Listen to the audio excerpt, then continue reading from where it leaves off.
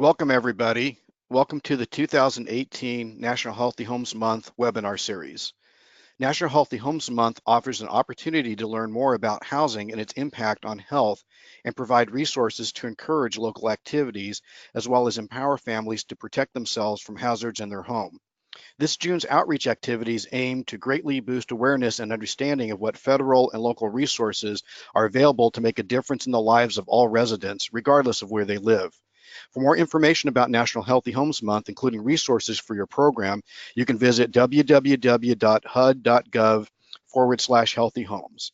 Today's webinar is Protect Your Home, Top 5 Wind, Flood, and Wildfire Damage Defenses, presented by Claudette Reichel at Louisiana State University Extension. We are pleased that you have joined us for this event. This webinar series is sponsored by the HUD Office of Lead Hazard Control and Healthy Homes, USDA National Institute of Food and Agriculture, and the National Healthy Homes Partnership. This webinar will last approximately 60 minutes with 15 minutes at the end for questions. At the end of the webinar, you will be given information on links to additional resources for your program. We will be recording this webinar and posting it for your viewing later if you prefer. Finally, we ask that you mute your microphone during the presentation. You may unmute your microphone for questions at the end. If you have questions before then or after, please feel free and welcome to post them in the questions window. And I will be reading those questions then to Dr. Reichel during the presentation or at the end. So it is my pleasure to welcome Dr. Claudette Reichel. Thanks so much, Michael. Is my volume okay? Yeah, it's good. Okay, great. Well, hello everyone, and I assume you're here because you have some kind of interest or exposure to disasters or natural hazards. And what my presentation is titled, Protect Your Home, Top 5 Wind, Flood, and Wildfire Damage Defenses, because a home that's damaged by a storm or a flood or a wildfire is suddenly not a safe and healthy home. I mean, that's pretty obvious, but we don't stop to think about it. And so when you're looking at doing a healthy home assessment, it shouldn't only be about finding the current health hazards. It really should also evaluate how well the home would withstand the possible natural hazards for that region. It's about resilience.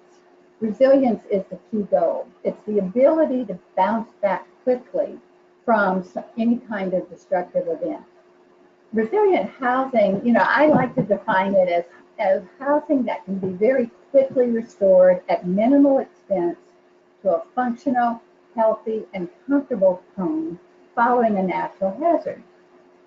Resilient housing has many benefits. It saves families from long-term homelessness and displacement. It saves them from financial ruin, using all their savings to repair their home.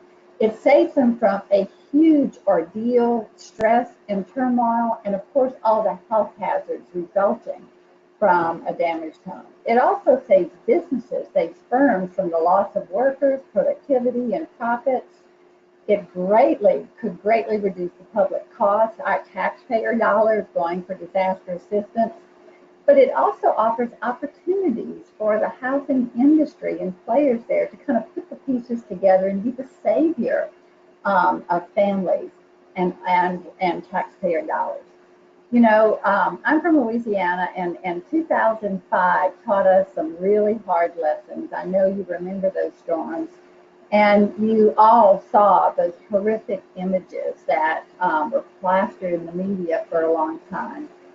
But not many realized the impact upon my one state was absolutely immense. Nearly a third of the state's entire housing stock was damaged. More than 200,000 homes were severely damaged or destroyed. But it's the impact on families that was profound beyond words. Look at what they faced here.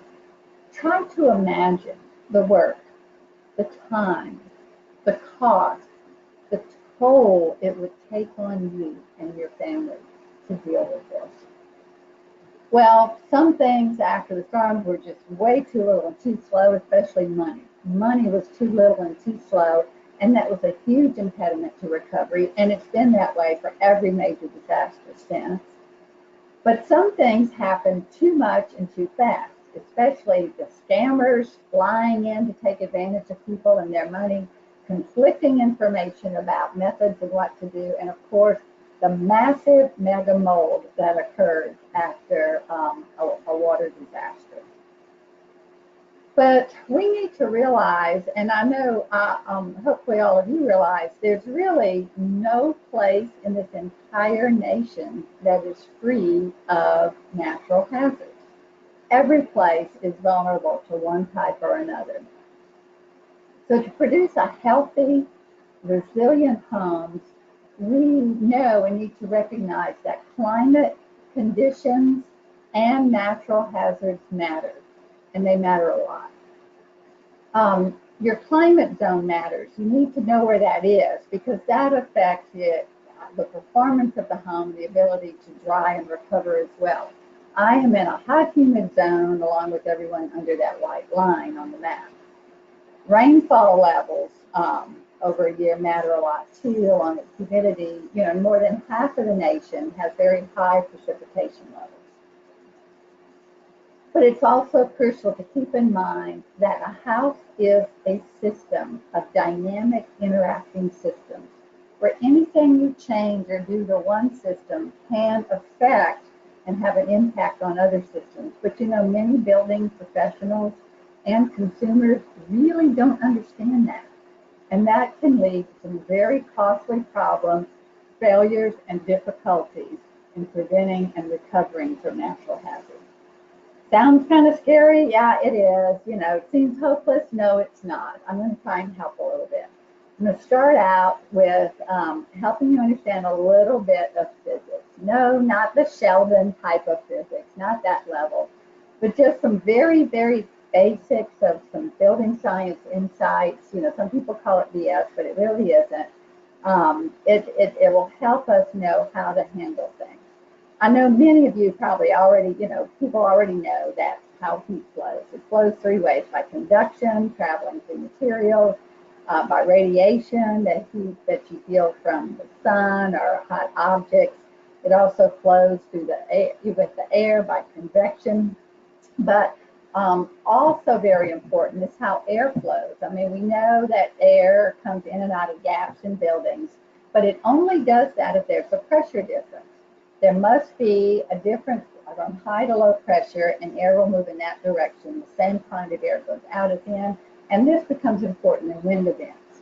But moisture dynamics, how H2O, you know, water molecules flow, is really the focal issue for most types of disasters in terms of resilience and durability, particularly in terms of flood.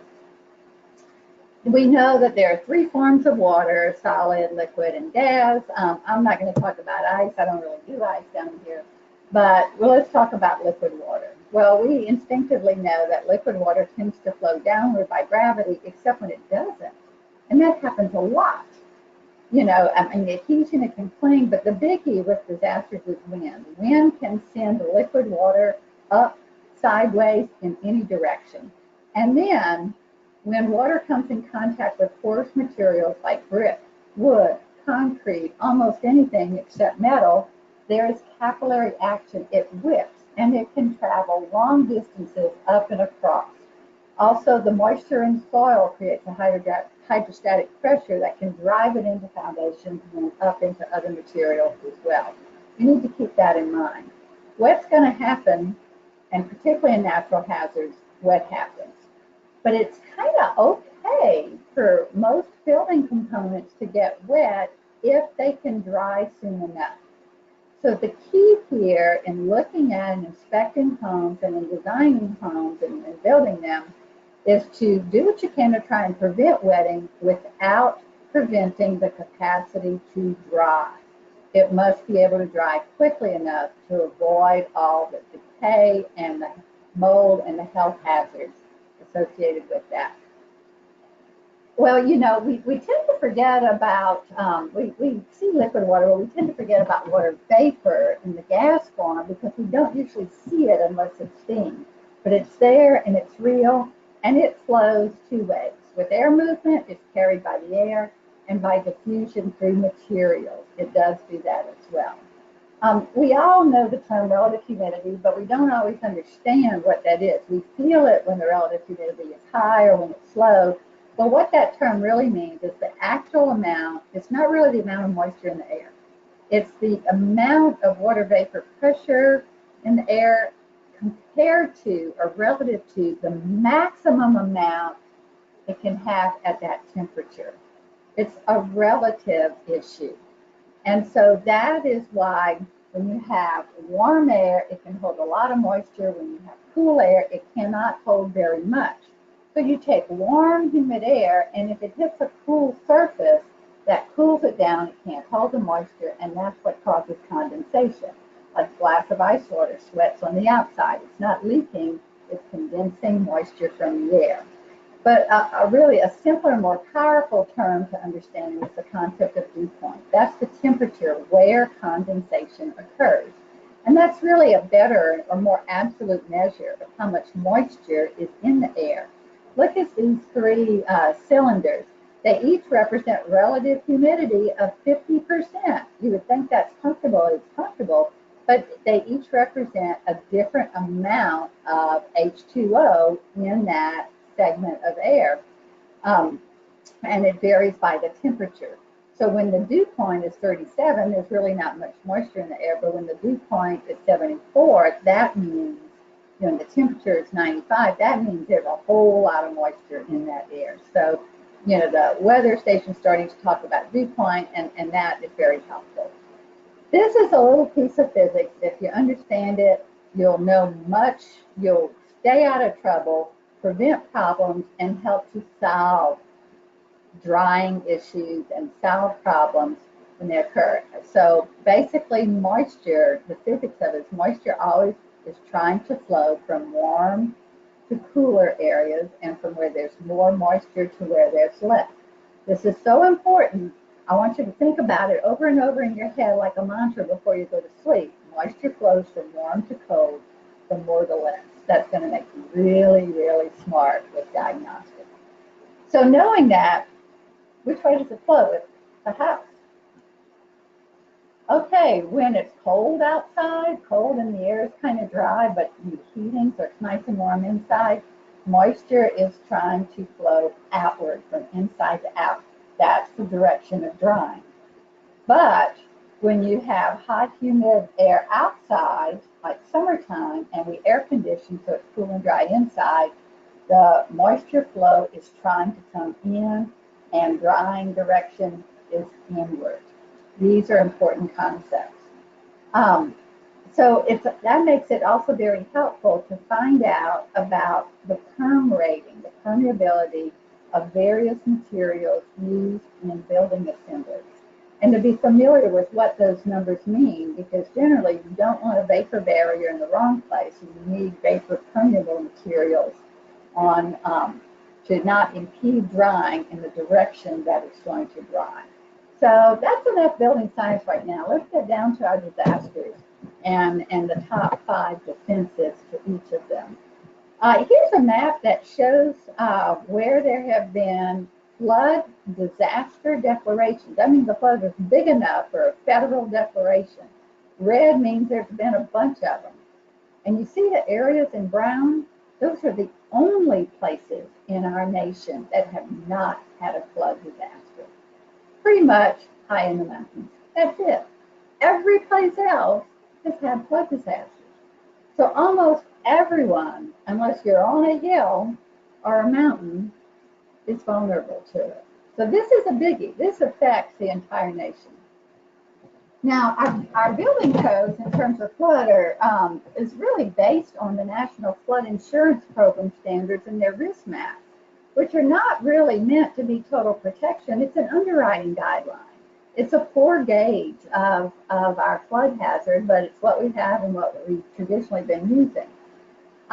In these regulations, your finished floor has to be above what's considered the base flood elevation on that flood map, and anything below it must be built with a flood-resistant material.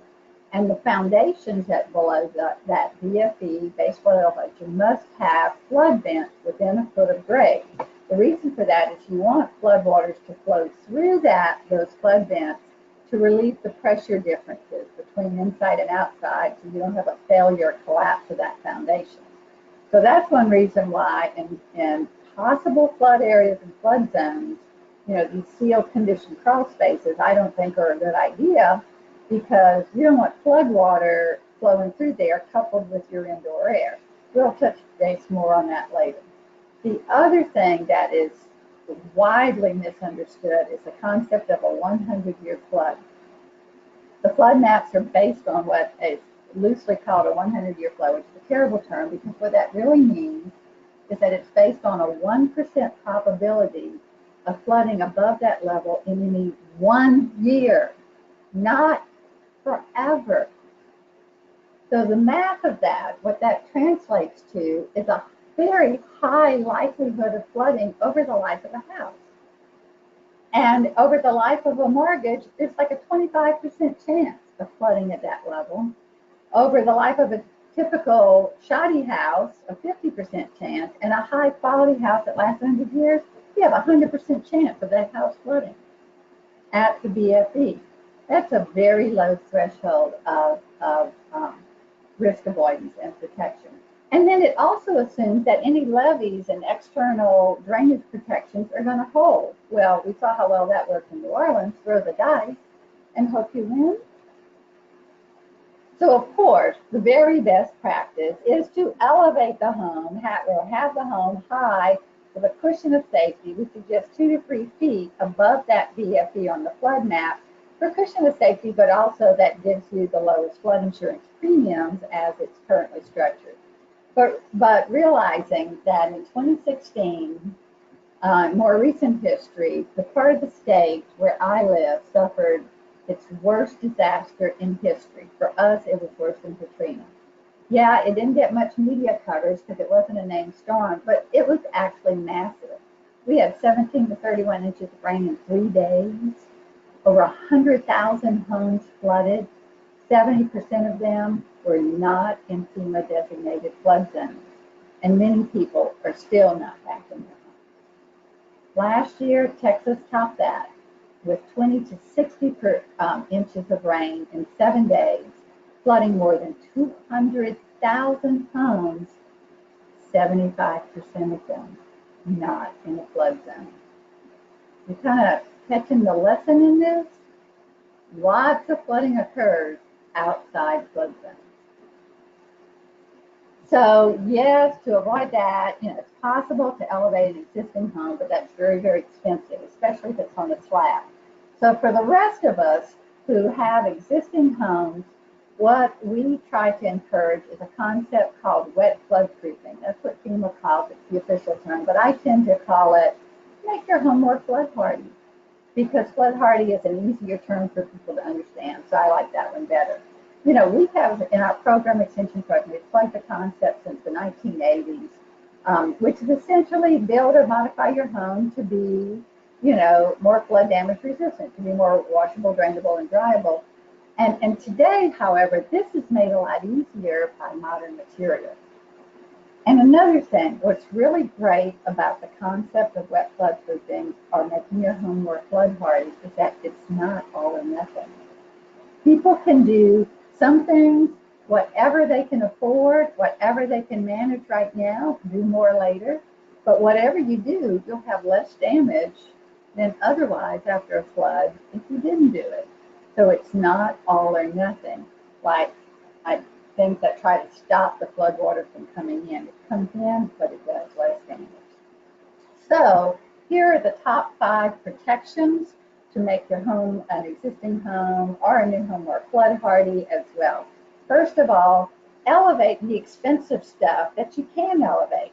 The HVAC equipment, especially the outdoor compressor, the water heater, put it on a platform. You can get a nice energy efficient front load washer and dryer on pedestals or drawers. That takes it a little bit above what might be a flood level. Use a wall oven instead of a range. Maybe elevate the freezer and especially the outlets and the wiring. And raising them up a little bit if your vulnerability is a low flood can also be a good universal design feature. Second is to use more flood hardy or flood damage resistant materials. And FEMA has a technical bulletin you can get online that classifies a whole huge variety of standard residential building materials. And anything in 5 or 4 is acceptable to use. This is designed for anything below the BFD, but it's also a very useful guide to anyone wanting to be flood hardy above the BFD to reduce damages when floods exceed that. In terms of insulation, there's really only one type that's acceptable, and that is closed cell, either spray or rigid foam type insulation. So you'll see more about that in a little bit. But there are many other building materials that can withstand. We'll touch base on that. In terms of floorings, this is a huge one, and it's an easy one for many people to do because we're often replacing floorings. So consider, if there's any possibility of flooding in your area, consider using flood-hardy floorings like decorative concrete. Can be very beautiful. It's the most forgiving in a flood. But you could also use porcelain ceramic tile with a water-resistant mortar underneath. You could use, nowadays they make interlocking solid vinyl or rubber tiles that fit together like a jigsaw puzzle and with no adhesive and no paper backing. So if it floods, you just pick them up, let your slab or subfloor dry, and put them right back, undamaged. It's a great option these days. And then if you do solid hardwood in a way that it's easily removable, that's a possibility, but the wood itself, could withstand some damage. Consider flood hardy wall finishes. There is such a thing as a gypsum drywall that doesn't have paper facing, but it has a fiberglass mat facing on both sides, which is not vulnerable to flood damage or mold or termites for that matter. And the core is more moisture resistant as well. So this is FEMA evaluated as a flood damage resistant qualified material. Fiber cement, vinyl siding, those are good options for the outside that can withstand flooding as well. And the trim. If you, not on a slab, you have to have a raised floor kind of system, and the area below that is subject to flooding. Again, like I said before, I really do not like the sealed condition crawl space in flood zones, because that would then couple that flood water, which is very contaminated with all kinds of stuff, with your indoor air and require a bad cleanup job. I much prefer to see that insulation system right up at that subfloor. There are 2 systems that we recommend. One would be to use a closed cell rigid foam, a foil-based one under the joist, taped and sealed, absolutely airtight. Kind of hard to get done, but you need really good workmanship, but it's a real good system. The other one is closed cell spray foam insulation, sprayed under the subfloor between the joists and along that rim or that band around the subfloor system. This is also, these same 2 insulation systems are also great ways in our climate to avoid an extremely common problem. My #1 call outside of disasters is cupped wood flooring and subfloor moisture problems. And because raised floors rot and cup in the summer. And the longer your summer and the more humid the climate, the worse it is. But it does that because we air condition. The old days we didn't have air conditioning, we didn't have this problem. But you combine air conditioning, remember moisture goes from warm to cold more to less, see the direction there? And then you create an impermeable floor finish, like with vinyl or laminate flooring or polyurethane on wood.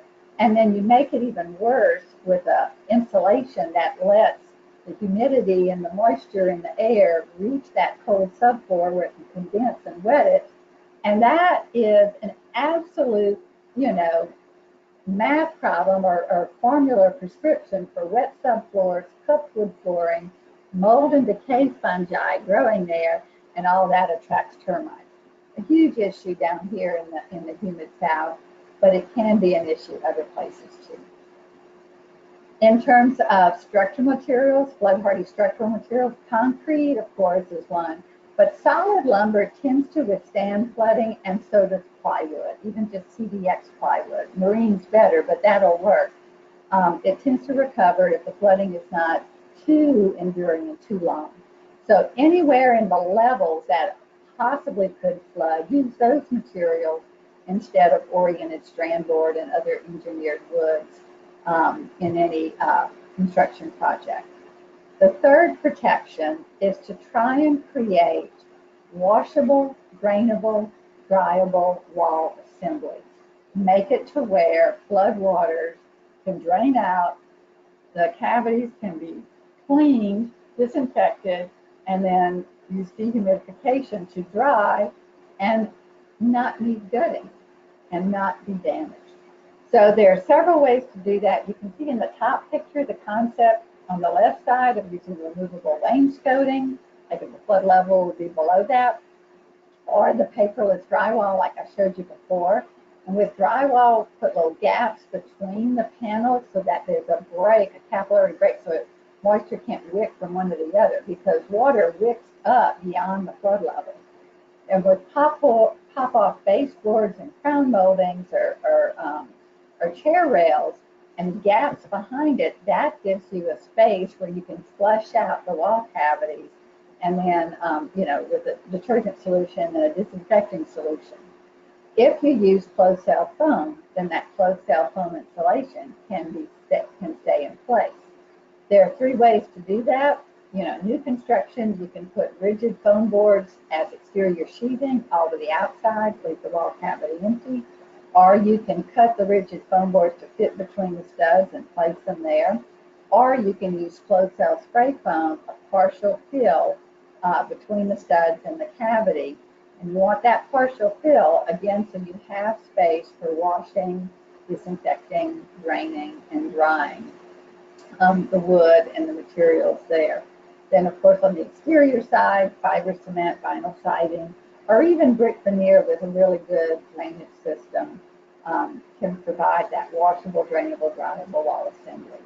Here you can see section drawings of the kind where it's just foam sheathing on the outside and nothing in the wall cavity.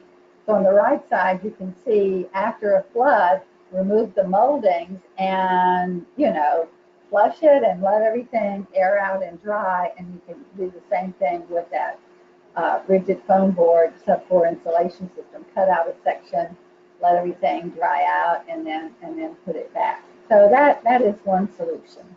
Here you can see in actual homes, a couple of prototype homes we did in New Orleans after the storms. The one on the left is using the closed cell spray foam within the wall cavities, just a partial fill. The one on the right has closed cell foam board, 2 inches enough to give the R value we want, all on the outside, and empty wall cavities for an even, more robust drying capacity. The newest kind of flood hardy wood frame building system comes from Joe Stebrook of Building Science Corporation. He recently published an idea that uses the closed cell extruded polystyrene foam boards in place of the wood sheathing on the exterior of walls with closed cell spray foam in the cavities. That closed cell spray foam, once it solidifies, it adds structural capacity. It provides the racking resistance instead in place of the wood sheathing. And or it can enhance if you do have wood sheathing, but here it's in place of it so that the foam board then adds additional R value, to backer for the spray foam, and it has greater water damage resistance than the plywood. So, it's an idea for new construction. The fourth protection is from flood damage is to consider using mold-resistant products, materials, and improvements. One concept here that's really important is avoid vinyl wallpaper, because that means you cannot get any drying to the inside. So no vinyl wallpaper anywhere. Consider the paperless drywall, like we talked about before. stick with acrylic latex paint, you may want to add a fungicide or mildewcide to it, but they are much more mildew resistant than oil-based or alkyd-based paints, and they're more permeable too. Consider borate infused products, borate pressure treated woods, borate impregnated insulations. They tend to be less hospitable to mold as well. And you can do borate spray applications onto wood and onto other materials to get the decay, the termite protection, and it also tends to help resist mold. Floorings going with solid, smooth kinds of floorings with no paper backing like we talked about before, but also having insulated windows and doors or strong windows and doors can reduce the condensation issues various times of year and reduce the potential for mold there. Surprisingly to many people, the fifth protection from flood damage is to think about lead paint hazards, in pre-1978 homes and try to prevent that in the restoration process after a flood or in any renovation to make the home more flood hardy. If the home was built before 78, people, you should just assume that there could be lead paint there unless you had, a professional lead paint assessment by a qualified inspector. And so with that, people should hire only lead-safe certified firms, and they should ensure that anyone who does any work that could disturb paint uses lead-safe work practices. Go to epa.gov/lead for guidance both on practices and to find those firms. Be sure that anyone doing any work, that the household, family members, especially children, are kept away and are protected, that workers wear the proper kind of respirator and protective gear and equipment and clothing as well. Ensure that the methods used avoid creating dust, with either wet methods or with the HEPA sander kinds of methods, and be sure that the dust that you avoid spreading the dust. Everything is covered, the dust, the droppings of residue are all collected in bags and discarded. Cleanup is an extremely important part of the process. It should not disturb paint or dust as well. And wet wipe or HEPA vacuum methods, are important. And then wipe samples to make sure that the remaining dust and residue is not full of lead. And then consider, in the finish up process is, concept of moisture control to prevent peeling paint, have smooth washable finishes, and learn and educate others as much as possible to avoid the lead hazard. Okay, those are the top 5 protections from flood damages and the health consequences associated with that. Now let's move on to hurricanes. Many people think hurricanes are just a coastal issue, just for Louisiana, Florida, Texas, maybe North Carolina, and New York got a taste of it. But it's really, look at this map. This is the history of hurricane paths. The entire eastern half of the United States can be in the pathway of hurricane force winds and have been in the past. So many more people are vulnerable than they realize. Hurricane damages. This list right here shows the major hurricane damages that have occurred in order of magnitude of the loss claims by the insurance industry. So the top items on this list has to do with roof damages, and roof damages mean lots of water damage coming into the home as well. Then comes window and door failures, and then other water leakage points in the home. So that kind of sets, the priorities for investment in providing protections from hurricane damage. So number one, to protect your home from hurricane damage or just other wind events is to improve the roofing. So if it's not time to replace your roofing and you're going to stick with your current roof because it's not very old at this point, it's very inexpensive and can be a do-it-yourself project to just buy some $4 tubes of roofing cement and use that to help re-adhere loose shingles, especially those along the edges of the roof. They're the most vulnerable. Then along the gable ends, then you should also do all three of the shingle tabs along the gable edge. Put three, dabs of roofing cement under the shingle and then press it down. And that can go a long way to protecting your roof. But best is when you re-roof, do so in an area in a way that provides really, really good protection, because that's the number one source of damage and moisture damage. First of all, sometimes roof decking in a very high wind event just flies off, and especially if it was attached with staples. That is just the kiss of death, and can have lots of failures. So we suggest adhere the roof a whole lot better with some ring shank nails. They're nails that have these, kind of ridges on them that provide very, very good pull-out resistance. So just nail down your existing decking, or if you want to put new decking, with ring shank nails, 6 inches on center in the field, 4 inches at the edges. Never use staples.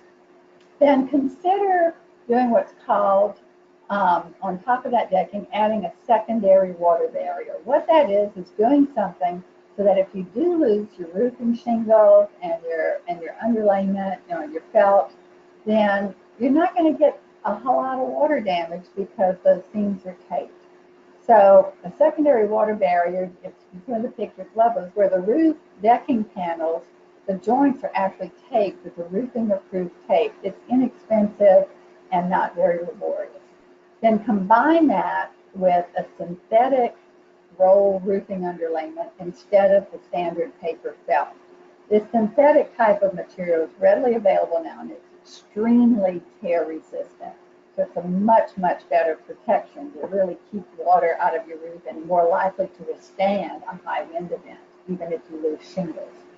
An alternative to the tape joints plus a synthetic underlayment is to just use the peel and stick type adhesive membranes, often used up north just for, on the edges of roofs to prevent ice damming, but it could be used for the entire roof, and that's a very robust secondary water barrier and underlayment combination.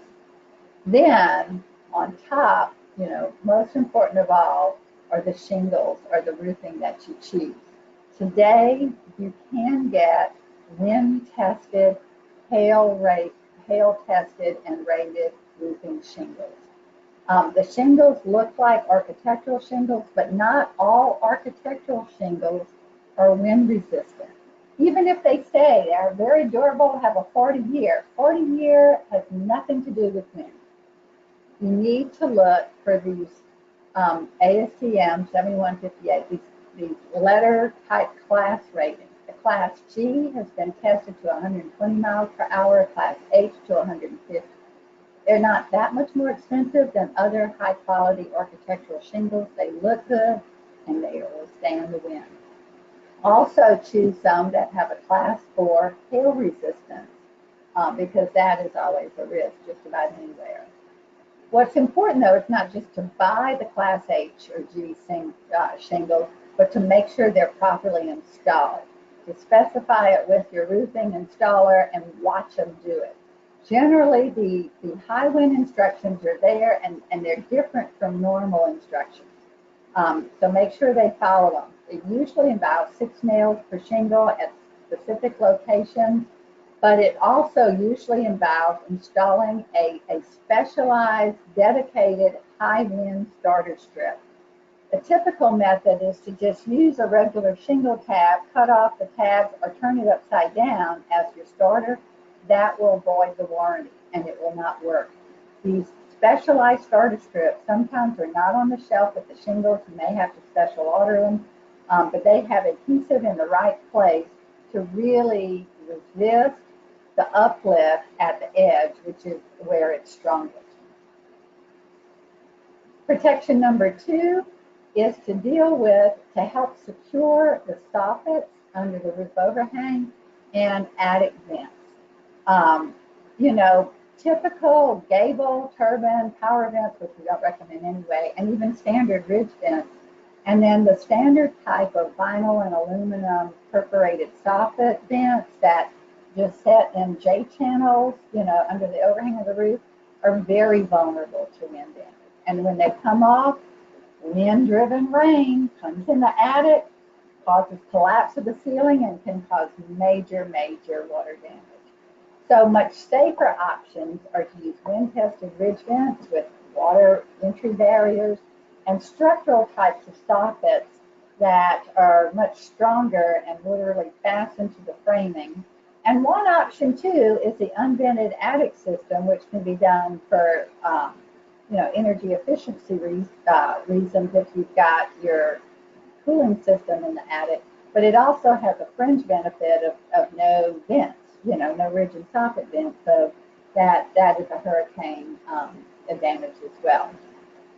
So that protection of securing soffit and attic vents, if you have the existing suspended type soffits, the vinyl aluminum ones just in a J channel, you can make them more wind resistant by just getting some polyurethane sealant, the caulk gun, and putting a bead of it along at the joint of the channel in the soffit to keep it from getting blown in and to help, seal that spot so the wind doesn't get through it.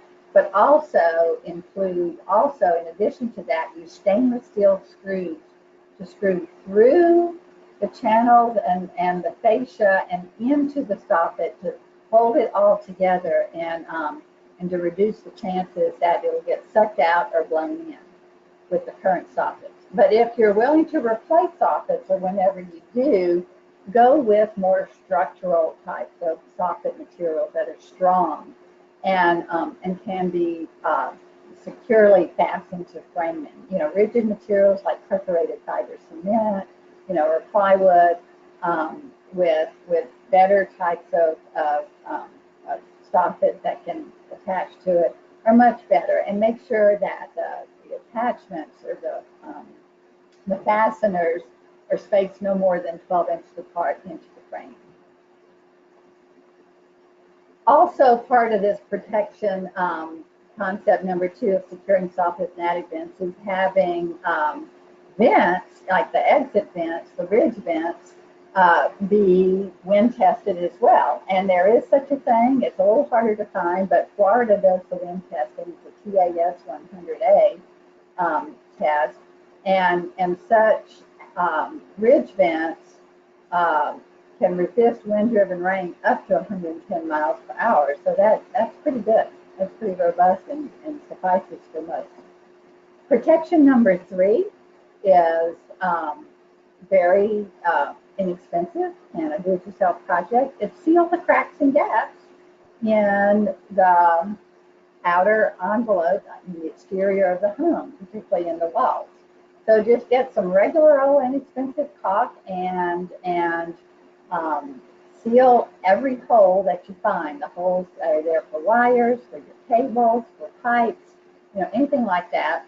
Also seal around electrical panels and boxes, and include sealing around any gaps that are around exterior outlets, the dryer vent, the bath vents, any other vents, and even exterior light fixtures. Try and keep that wind-driven rain out of those penetrations and those openings. But the weak link in many homes is the flashing around windows and doors. And if that is flawed, you can still get leaks at those points. And the caulking around might help a little bit, but it's not a total and a permanent fix or solution. So many homes have improper detailing of house wrap or weather-resistant barrier with the flashings at windows, doors, and penetrations. So I'm bringing this up mainly because these days lots of people, when they're going more energy efficient, they replace windows because replacement windows have come down in cost. So whenever installing any new windows or doors in an existing home or in new homes, insist on and specify proper flashing systems. It should be layered with the house wrap or the weather-resistant barrier and everything shingle fashion, just like a roof. Don't let it go backwards. There should be very good sill and corner protection that allow leaks that come into window frames to drain to the outside and do no damage in those corners. And then the air seal should be done on the interior side with a low expansion foam, which also blocks wind-driven rain from coming in, because you do not want to take the bottom of a window to the house wrap. You need it to be drainable at that point. And so the interior seal is where you keep the water out. Same concept for vents and other penetrations as well. Protection number 4 is to secure your surroundings. And this is, this is for mainly because of the incidence of damage from it, but it's a very low cost, good investment kind of thing, and it can cost little or nothing. Basically, examine what's in your yard. And if you have gravel, especially fine gravel, that can become damaging flying debris. So replace gravel in your landscape with a soft type mulch material. Take a good look at your trees, trim the branches that are vulnerable, remove dying trees before hurricane season, and either secure all your outdoor objects or plan an easy place, a quick and easy place to store them before a storm hits when it's on the way. Protection number 5 is consider, especially if you're in a coastal area, very high wind zone, getting convenient impact shutters for your windows and garage door bracing. You know, a broken window or a blown-in garage door or other door, you know, it can lead to rain damage and create a real mess. But the real reason for protecting windows and doors from flying debris is to keep the roof on. It's not about saving the window or preventing some water entry. You know, wind blowing across the roof creates a suction on it. So if a large window or door is broken open, wind can get in and push up on the roof, amplifying those pressures from below, and the overall uplift could be absolutely doubled. Remember too that building codes, you know, are very good for wind, but they assume that the wind is not getting into the house. So that's what makes the protection. Oh, sorry about that. So getting convenient impact shutters, that it's not a cheap option. You know, you can just do plywood, but it's heavy, it's cumbersome, it's hard to do. So convenient ones are much, much better, and you may need to invest anywhere from $3 to $30 a square foot to get this. But there are some aesthetic options like the impact rated hinge shutters. Bahama shutters are beautiful, also provide shade. The accordion shutters, top right, are not so pretty, but they're less expensive and they're convenient. You can see bottom left are impact screens that are roll up that can be on system. And then the next picture, kind of the right, those are Lexan panels that are removable panels. Where they have tracks where they're very easy to install. They're very lightweight. They go on fast and they let light through, so you're not living in a cave when you have those up. And you take them down and they're flat and, you know, they mesh, so they're very easy to store outside of storms. The picture that says transparent, those are impact rated screens that can protect the entire porch if they're properly installed. And the bottom right picture shows bracing on a garage door. This one came with a new door. It's a high design pressure impact rated garage door. Just generally the most vulnerable opening in a home, but you can get kits to reinforce existing doors. Whenever you're planning or choosing a new home, some things to keep in mind is look for hip roofs with a moderate slope. They're inherently more aerodynamic. They shed water away, so your exterior materials, your windows and doors will last longer, and they have an energy benefit of shading windows all around in the summertime. Look for homes with continuous structural sheathing that can help prevent damages from leaning, from racking, you know, from the wind pressures. And if they have blocking on the inside of the seam, so all edges can be nailed to framing, that's a big plus too.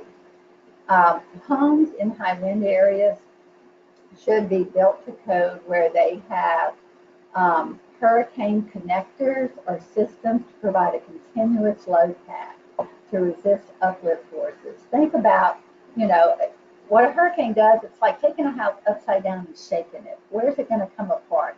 That's what this continuous load path stops damage like that. So it ties everything together. Also, be sure that that the windows have high design pressure ratings that are compliant with the code. And you can get impact rated glass, impact rated window units, so you won't need exterior shutters. They prevent penetration in the big holes.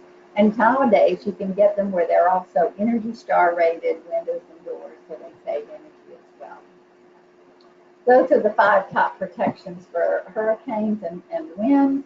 Now let's move to wildfires. I have no personal experience with this. We don't have them in Louisiana, but it's been a big deal out in the West. So we've talked a lot about floods, which are nationwide. We talked a lot about hurricanes, which is the east half. Now wildfires are the biggie for the west half of the nation. So if the fire just consumes everything, of course, there's no getting around that. But many homes can survive nearby wildfires if they have measures to resist wind-blown embers. That's what causes a lot of homes to burn when the big fire doesn't actually reach there. So here we'll touch on the 5 protections for that. One is the roof. If you're in a wildfire vulnerable area, choose a Class A rated roofing system for fire resistance, but also look at those vents, those soffit vents, those ridge vents, those gable vents. Add a 1/4 inch wire mesh to them to help still let those vents operate with air, but it keeps out the flying embers, the wind-borne embers. If you have mission type clay tile, be sure you have bird stops. If you have gutters, put leaf guards on them so the embers cannot land inside them and catch debris on fire. Look at the design of the roof, the design of structures around the house, of decks and so forth. Make sure that their designs are not going to create an issue of holding plant debris, dead plant debris that could be combustible material in a wildfire. For the walls, consider using just non-combustible finishes on walls, brick veneer, cement-based stucco, those kinds of things. Use steel doors and choose tempered dual glazed low-E blacks. That will withstand the heat issues, nearby wildfires better than standard. Protect decks, porches, and fencing with fire retardant materials rather than just conventional woods. And consider applying a cement plaster on the underside. That can help reduce the possibility that they would catch fire from burning below and from embers. And finally, create a landscape buffer zone of at least 5 feet all around the home and all around every structure with non-combustible, non-cellulose mulch materials. That can be, rubber mulch, rocks or whatever. That is non-combustible. These are the top 5 protections to resist fire from the wind-blown embers that come out of wildfires. For more information about these concepts and other hazards as well, one relatively new resource, great resource that's out there, is HUD's Rebuild Healthy Homes Guidebook. It is written and designed for homeowners and for volunteers who help them recover after a natural hazard. The 2015 edition was expanded to address damage from all types of disasters, not just floods like the original issue. Very comprehensive and a very user-friendly question and answer format. It's a free online PDF guidebook or manual, but it's also a free mobile app in both Apple and Android. 2 other great sources of information are disastersafety.org. This is Institute of Business and Home Safety. They do research, but they also are the source of the Fortified for Safer Living programs. That there's one for new homes, one for existing homes.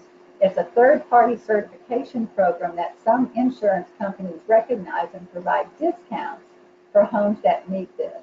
So it meets a standard of disaster resistance for the risks in the region that are Code Plus, go beyond what the code requires. And it's just a wealth of information there. Flash.org is another website and organization that has a wealth of information and visuals and resources that you can use. And it has its own building guide called Blueprint for Safety. So both of these are great for disaster resistance. Another great resource that's designed for home building professionals, but it's really gotten so user-friendly, it's fine for consumers as well, is Building America Solutions Center. This is the Department of Energy's site, and its focus is energy efficiency, but because of this whole, a house as a system kind of thing, it's very much into durability, and resilience has entered into it as well. So it's a searchable database with lots of guidance and illustrations and articles and research as well. And it's climate zone specific. So it's a very valuable tool. One of the prominent Building America teams is Building Science Corporation. And as such, they have created a very, very rich website with keyword searchability, with tons and tons of prolific articles that many of them are climate specific as well. So it's a rich source of resource and information that is still readable to regular folk that are not engineers. Here's our own facility, La House Home and Landscape Resource Center that we have here on the LSU campus in Baton Rouge, Louisiana. If you're ever in the area, it's open Monday through Friday. Come by and take a look at it. It's an exhibit house of 4 different high-performance building systems, and of course, hazard resistance durability is integrated with energy efficiency and healthy home concepts. And it's a public service. But if you're not in Baton Rouge, do visit the website. You can just Google La House Resource Center, or you can use that URL at the bottom. And the My House, My Home has a wealth of information for consumers. But look where the red circle is. After the 2016 flood, we created a special page for flood recovery. And on that, we have the wet floodproofing fact sheet you saw earlier, some information about older materials we have about elevation, a new piece on storm damage cleanup. But on the right, in particular, our newest addition since the 2016 flood are the FAQs, after gutting your flooded home. We did that to kind of, after fielding tons and tons of questions, we thought we need to put these down online so people can access them. And they have really been used quite a bit. Now, I'm not going to cover all 26 FAQs, but I'm just going to do a quick run through them so that you can, and mention some highlights so you can see what's there in case you ever need it or refer people to it. The first 12 of them really deal with lead paint awareness, how to clean and speed dry, recommended dryness levels, and the prime opportunity to do a borate spray for termite and decay protection, and then how to evaluate the condition of various types of sheathing that people, might find after they gut their home. We addressed some of the key questions. People know what that black stuff was, the head scratcher for any of them and what to do with it. So we try to address that. If they got all the way to brick veneer, then they remove those mortar mounds, clear the weep hole so that actually the drainage can occur through the brick, talking about things like that. But the big dilemma is how to replace damaged sheathing in brick veneer homes on site. The best practice is to remove the brick veneer to replace the damaged sheathing and the weather barrier. But the reality is, it's too expensive. People don't have the money to do it. It's not going to happen. So our team got together and we described 3 alternative make-do options so folks could make an informed choice and do something reasonable. We don't call them recommendations, but they're reasonable solutions. One method used Closel spray foam with a rain screen between it and the brick veneer to maintain drainage. Another method uses the thin fan fold sheets behind the studs instead. It's a less expensive method, but it's kind of a hassle to install. And the third method is a do-it-yourself option that uses, closed-cell foam board inserts between the studs, and then seals them in to create both the drainage plane and the insulation. We provide considerations, information about the pluses and minuses, the advantages, the disadvantages of each of those systems, to give people information that they need to be able to make a reasonable, informed choice. It's not perfect, it's not best practice, but sometimes, something like this is way better than nothing. And these methods also create a flood hardy, drainable, dryable wall assembly. So then they don't have to go through this again if it happens. These are some of the newer products that are out there that we can find that provide this rain screen to maintain the drainage. We didn't have those in the past. The FAQs also created an opportunity to educate about insulation alternatives and proper installation, that air tightness is a good thing, and interior wall finishes need to be moisture permeable to allow drying to the inside. We included the cup floor flooring problem solution, since that's my number one inquiry. And last but not least is the opportunity to make a silver lining out of this awful ordeal by restoring from war to before, to end up a more energy efficient, comfortable, healthy, and resilient home. As we shape our homes, we truly are shaping our future. Thank you for joining us today, and I hope this provides you with some useful information about how to assess and protect your home from wind, flood, and wildfire damage. Thanks. Claudette, that was fantastic. I know there was a huge amount of information.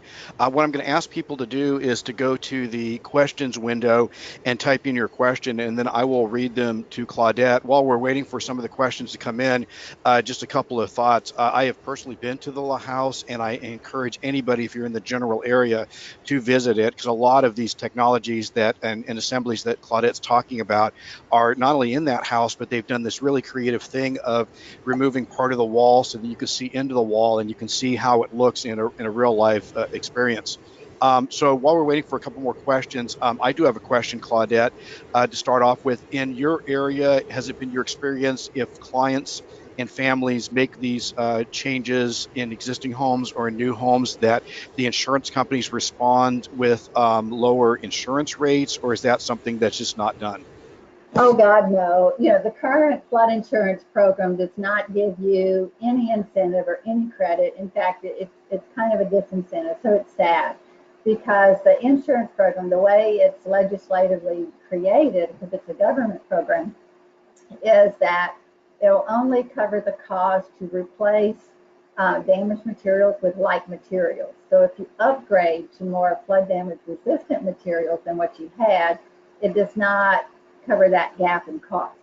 However, maybe I shouldn't say anything, but I've there's a movement, with some folks in FEMA, and they did a white paper, and they've been in touch, since the flood insurance program is under review and revamping and reauthorization because it's so much in red ink.